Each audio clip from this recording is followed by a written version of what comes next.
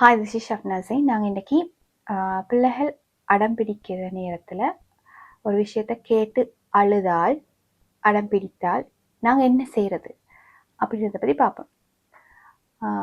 உதாரணமாக, பிள்ளை ஒரு விஷயத்தை கேட்குது, நாங்கள் அதை கொடுக்குறோம் இல்லை. ஸோ பிள்ளை 2 முறை கேட்குது, 3 முறை கேட்குது, நோ தான் சொல்கிறோம். ஸோ பிள்ளை சத்தம் போட்டு அழுது, கீழே உருண்டு உருண்டு அழுது, அப்படி அவங்களுக்கு எப்படி அதை எடுத்துக்கொள்ளலும் என்று பார்க்கறதுக்கு எல்லா வேலையும் செய்யும். இன்னும் முக்கியமான விஷயம், நாங்கள் அந்த முடிவில் உறுதியாக இருக்கணும். புள்ள என்ன அழுதாலும், என்ன அடம் பிடிச்சாலும், எந்த மாதிரி கோவப்பட்டாலும் நாங்கள் அந்த விஷயத்த கொடுக்குறல்லன்ற விஷயத்தில் உறுதியாக இருங்க.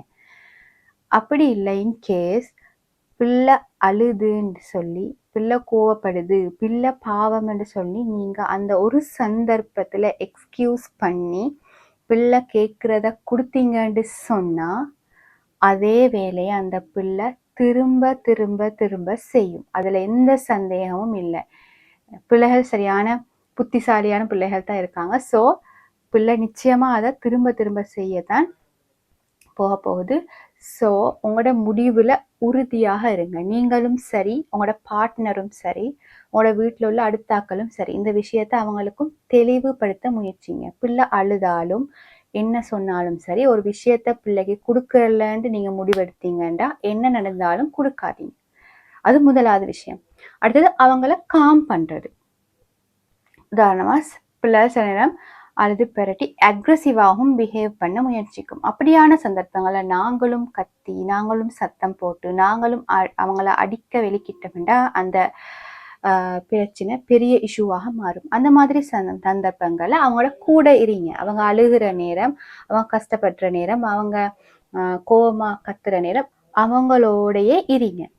உங்களோட ஃபிசிக்கல் டச்சை அவங்களுக்கு கொடுங்க. உதாரணமாக, உங்களோட பிள்ளை சத்தம் போட்டு கத்தி அழுது, பக்கத்தில் இருந்த பொருட்கள்லாம் தூக்கி வீசுது அப்படின்னு சொன்னால், அந்த பிள்ளைய ஹக் பண்ணி நீங்கள் அமைதியாக அந்த பிள்ளைய வச்சுக்கோங்க. அதே மாதிரி சொல்லுங்க. இது இப்போ நாங்கள் உதாரணமாக ஒரு கத்தியை கேட்டு அழுதுன்னு வைங்களே, நான் உதாரணத்துக்கு சொல்கிறேன். ஸோ இது உங்களுக்கு தேவையில்லாத ஒரு சாமான், இது உங்களை ஹார்ம் பண்ணும், உங்களை கஷ்டப்படுத்தும், இது நீங்கள் யூஸ் பண்ணுற ஒரு விஷயம் இல்லை. இன்னும் மெதுவாக அந்த பிள்ளைக்கு எக்ஸ்பிளைன் பண்ணுங்கள். மேபி நாங்கள் நினைக்கிறேன், இந்த பிள்ளைக்கு இந்த விளக்கத்தை கொடுத்து என்ன செய்ய, சின்ன பிள்ளை தானே, 2 வயசு பிள்ளை, 3 வயசு பிள்ளை, இந்த பிள்ளைக்கு விளக்கம் கொடுத்து என்ன செய்யன்னு தான் நாங்கள் யோசிப்போம். ஆனால் நாங்கள் கட்டாயம் நாங்கள் நோ சொன்ன விஷயத்துக்கான காரணத்தை சொல்லணும். ஒரு பிள்ளைக்கு ஒரு விஷயத்தை நாங்கள் கொடுக்கலன்னு சொன்னால், ஏன் நாங்கள் கொடுக்கலன்ற அந்த விளக்கத்தை நாங்கள் பிள்ளைகளுக்கு கட்டாயம் கொடுக்கணும். அது எவ்வளோ சின்ன பிள்ளைன்றாலும் பரவாயில்ல. ஸோ அவங்கள ஹக் பண்ணி ஃபிசிக்கல் டச்சோட காமாக அவங்களுக்கு நீங்கள் மெதுவான வாய்ஸில், அவங்க எவ்வளோ கோவப்பட்டாலும் சரி, நிதானமாக ரிலாக்ஸாக அவங்களோட பேசுங்க. அந்த நேரத்தில் அவங்களோட கோவம் கொஞ்சம் கொஞ்சமாக குறையுறதை நீங்கள் தாராளமாக பார்க்கலாம். இது கற்பனை கதை அல்ல, ப்ராக்டிஸ் பண்ணி பார்த்துட்டு பேசப்பட்ட விஷயங்கள். ஸோ கட்டாயம் இது ஒர்க் அவுட் ஆகும். ஸோ உங்களோட பிள்ளை எவ்வளவு அக்ரெசிவான பிள்ளையாக இருந்தாலும் நாங்கள் இந்த சைலன்ஸ் மெத்தட் அண்ட் ஃபிசிக்கல் டச்சோட இந்த விஷயத்தை நாங்கள் செய்யும்போது பிள்ளை நிச்சயமாக காமாகும்.